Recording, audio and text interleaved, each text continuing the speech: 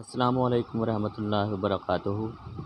Lecturer Urdu test number 75 برائے PPSC حصہ چہارم کے ساتھ حکیم محمد وسیم اکرم آپ کی خدمت میں حاضر۔ کیمبرج اور کیمبرج سائرہ ہاشمی کا سفر نامہ ہے۔ جوار بھاٹا ذوالفقار احمد تابش کا سفر نامہ ہے۔ سفر نامہ حجاز اور کتاب المعیشت الیاس برنی کی تصانیف ہیں۔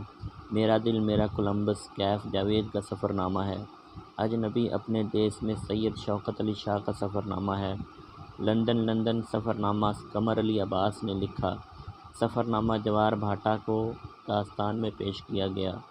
خلیل حامدی نے ترکی کے وزیر اعظم عدنان مندریس کو مسجدوں اور سڑکوں کا وزیر اعظم کہا ہے۔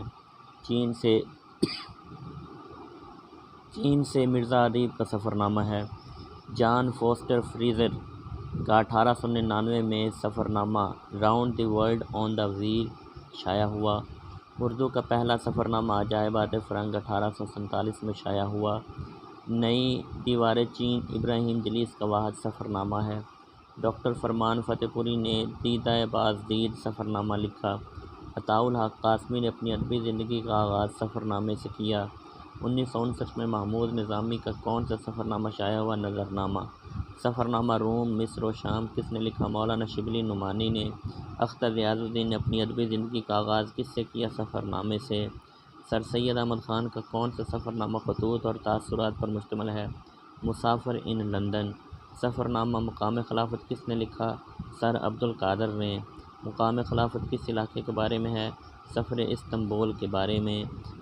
بازار مصر اور روم نامچہ کس کے سفر ناموں کے مضامین ہیں؟ نظر نامہ محمود نظامی کے سفر نامے کے۔ برسبیل لندن اور شب طلوع برس کس کے مضامین ہیں؟ نظر نامہ کے۔ بالآخر میکسیکو کس سفر نامے کا عنوان ہے؟ نظر نامہ کا۔